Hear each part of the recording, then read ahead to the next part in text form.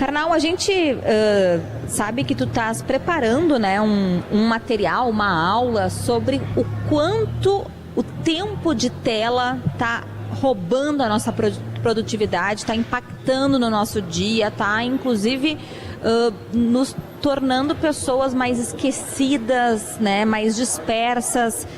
E eu queria que tu contasse um pouquinho pra gente, assim, o que vem nessa aula, se tu traz algum remédio, alguma solução, alguma dica de como a gente pode reverter esse cenário. Bem lembrado. Eu tenho, agora pela 6ª vez vai começar, um clube do livro, o maior clube do livro privado do Brasil, de leituras sistemáticas de 10 obras importantes, junto com a Gabriela Prioli. E nós temos um prazer enorme nesse projeto. Mas uma coisa que aparece no clube do livro é a questão de foco. As pessoas estão lendo muito e de forma muito superficial.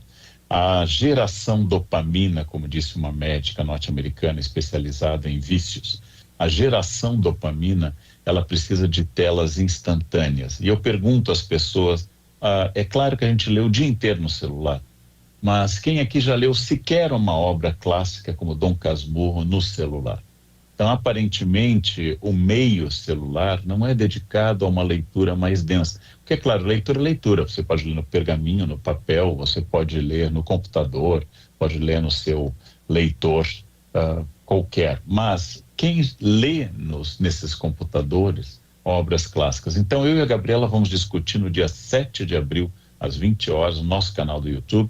Vamos discutir não só o que é esta falta de foco, mas como você indicou, nós vamos apontar caminhos para vencer aquela que eu acho que é a maior batalha que nós temos que fazer hoje com os jovens e conosco também. E o que é possível, dentro do possível, claro, professor, adiantar em relação a isso, né?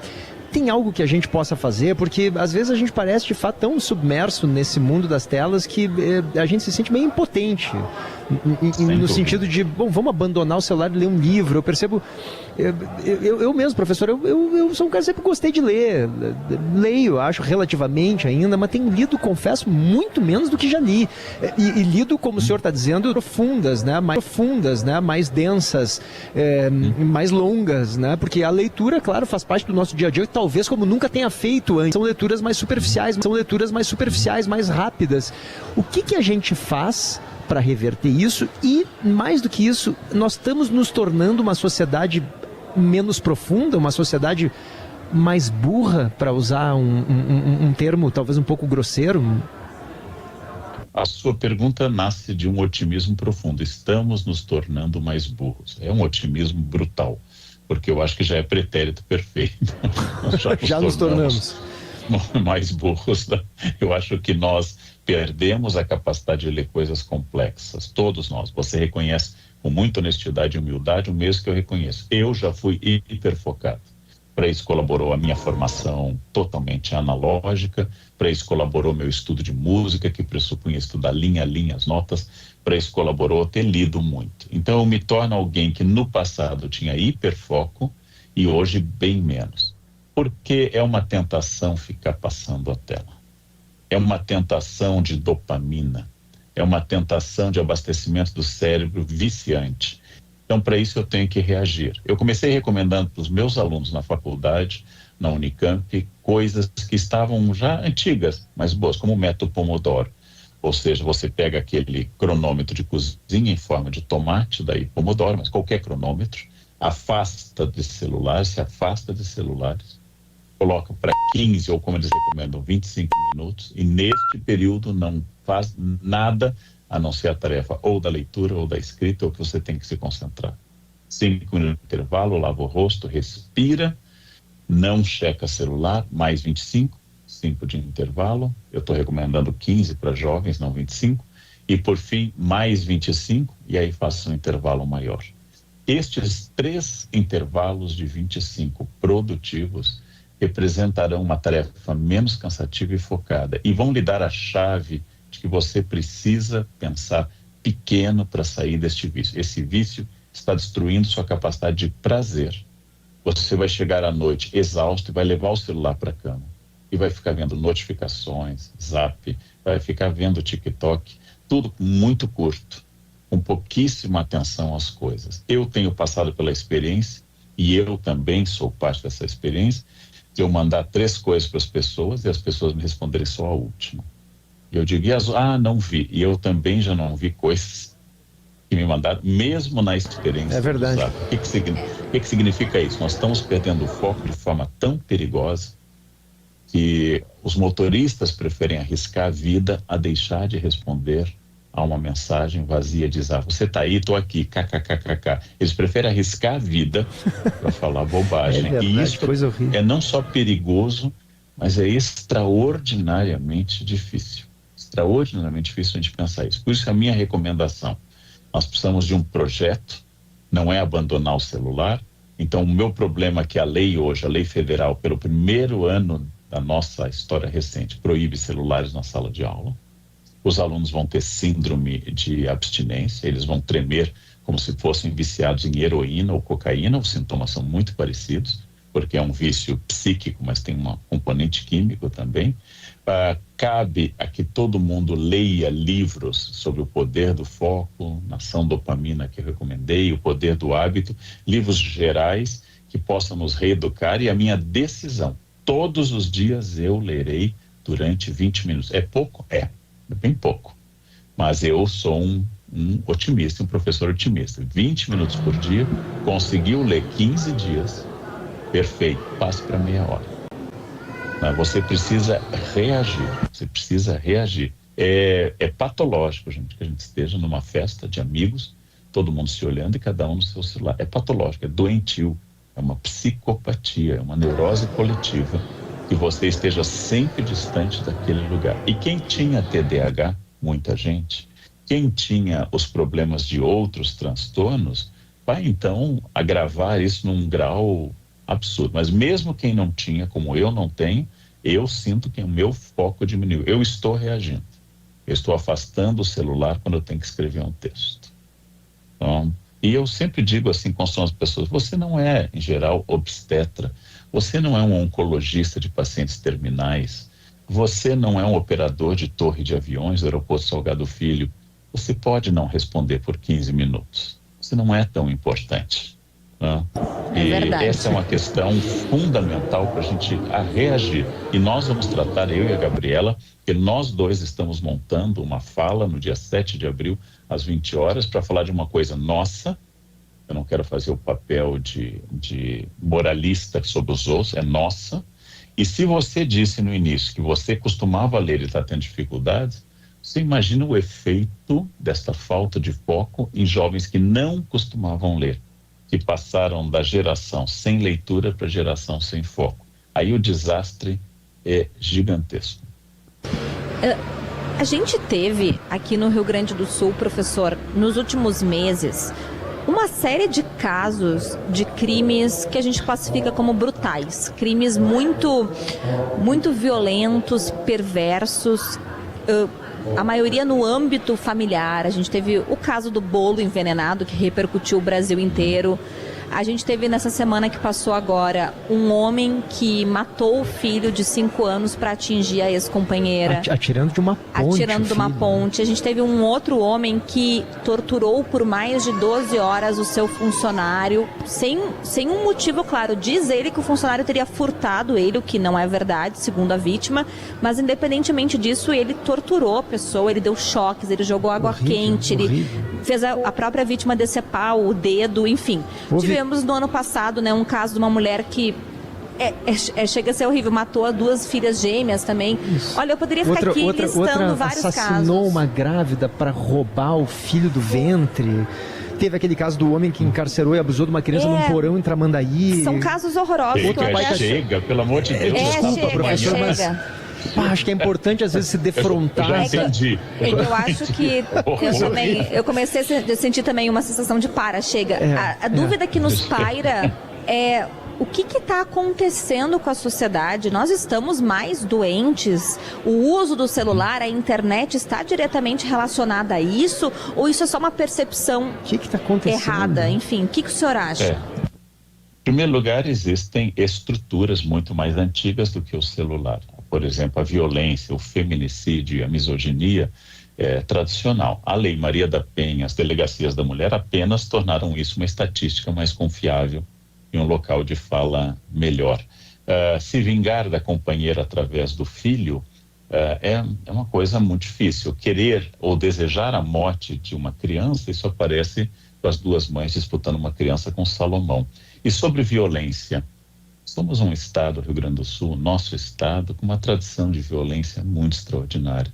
Se você voltar à revolta da degola, a Revolução Federalista do início da República, cortar a cabeça e castrar as pessoas era muito comum. Érico Veríssimo descreve uma cena, e baseada em documentos históricos, que quando tomam a cidade, introduzem um funil no ânus do adversário político e começam a despejar azeite quente.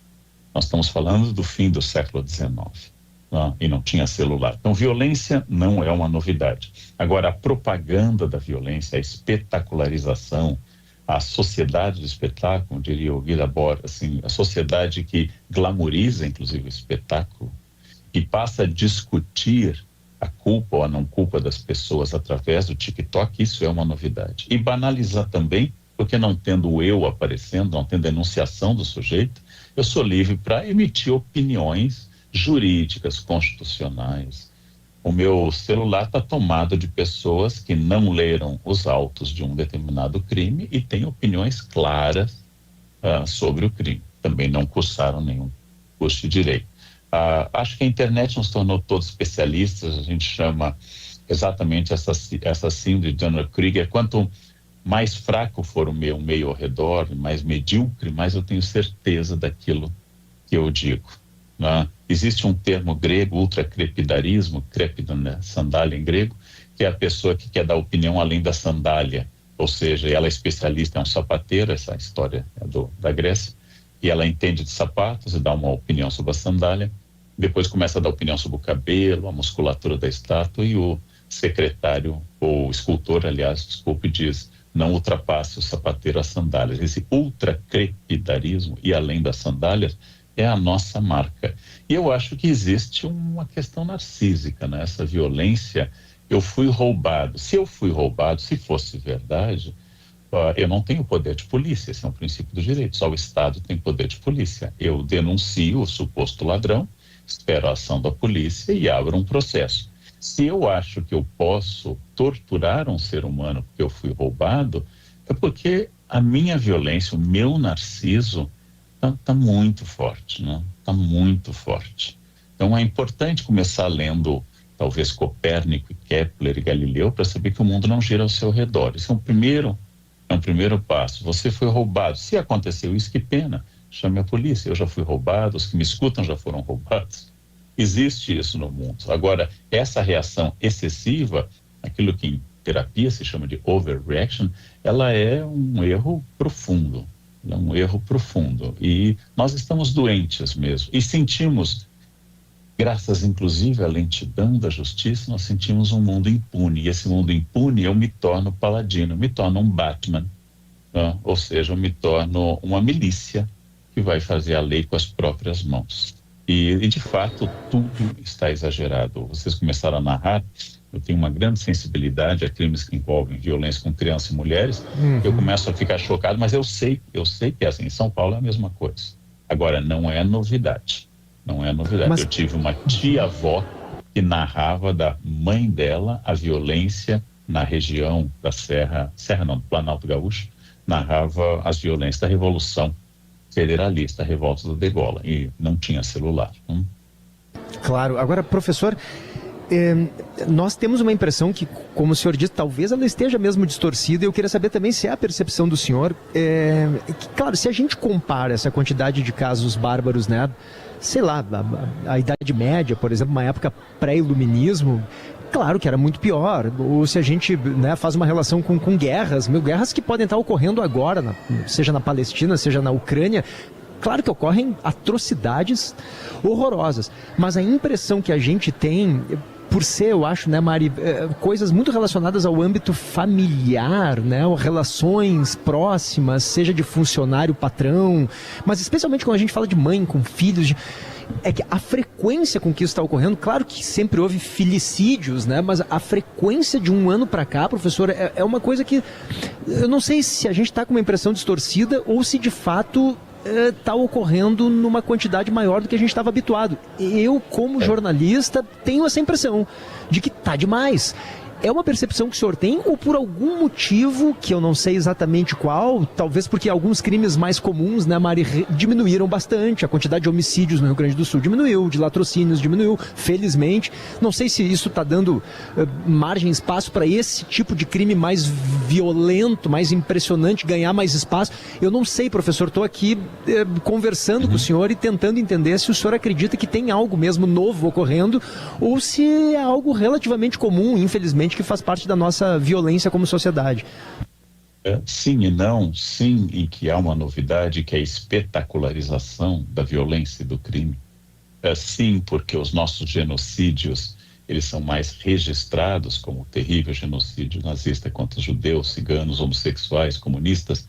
Mas, por exemplo, genocídios anteriores, como o armênio durante a Grande Guerra, ou da Namíbia antes da Grande Guerra, são menos documentados. Então, aumentou a característica da documentação dos crimes, todo mundo filma a todo instante, nós somos informados em tempo real deste mundo cão.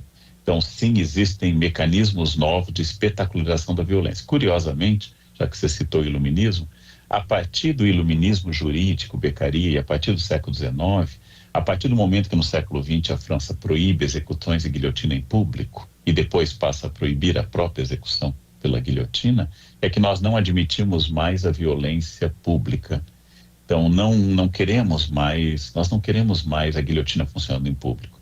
Mas eu não tenho dúvida que se instalassem uma guilhotina no Estádio Olímpico ou no gigante Beira-Rio e fizessem uma narrativa, um storytelling, aqui nós vamos guilhotinar estupradores e pedófilos, encheria o estádio e haveria um urro coletivo.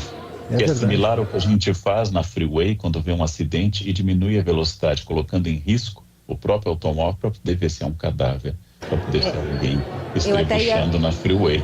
Eu até ia perguntar sobre isso, porque o senhor fala da espetacularização, e aí quando tu vai ver, essas matérias, esses crimes, são as mais lidas dos portais de notícias. Qualquer série sobre true crime na Netflix ou em qualquer streaming vira líder de audiência, enfim, fica entre as mais assistidas. Então as pessoas têm um interesse grande nesse tipo de conteúdo. Nós temos, porque a morte, nós temos uma pulsão de morte, a morte mexe mais com as pessoas. E lembrando, a gente pode falar de infanticídios, que foram uma norma, nós podemos falar de feminicídios, podemos falar, a palavra mais chata, uxoricídio, a morte das esposas, né? Uxor é esposa em grego. Esses crimes familiares, um amigo meu falecido, grande professor Boris Fausto, escreveu sobre esses crimes, o crime da Galeria de Cristal, o crime da mala, uma casa amaldiçoada que o homem jogou a mulher, a irmã e a mãe num poço, e tudo isso são muitas narrativas violentas. E nós hoje temos em acompanhamento em tempo real, um acompanhamento diferente de outras épocas. Essas são questões novas, e mais um sentimento de impotência, um sentimento de um mundo que decai, um sentimento de um mundo que não tem controle, um sentimento de um mundo que não tem mais nada que possa ser bom. Então, se eu quiser, eu vou ter que agir por conta própria. Uma enorme quantidade de pessoas que querem fazer justiça com as próprias mãos e lutam para poderem realizar isso imediatamente. É uma pulsão de morte com a espetacularização que o Guy Debord estudou bastante, mas não creio que o nosso mundo seja particularmente mais violento, mas é um mundo muito mais divulgador da violência e dos problemas, muito mais do que no passado. Nosso sinal marcou 10 horas e 45 minutos. Professor, a gente teria várias perguntas para fazer, mas o horário está adiantado. Já vou dizer que o senhor vai voltar, viu? Eu sou como herpes, eu volto sempre, para baixar a resistência. Eu estou aqui de volta, é um prazer. É um prazer falar com você. O prazer é todo nosso. Só repete também o serviço dessa aula que tu e a Gabriela Prioli farão no dia 8 ou 7 de abril, agora não me recordo. 7 de abril, é fácil guardar a indicação de Dom Pedro I, é fácil, agora ninguém mais perde. 7 de abril, todo mundo vai guardar, podem olhar no site noitedosaber.com.br, no link noitedosaber, tudo junto.com.br. 7 de abril, 20 horas. Se é um problema para você, talvez você encontre algumas soluções no debate meu com a Gabriela Prioli, 7 de abril, às 20 horas. Será um grande prazer recebê-los.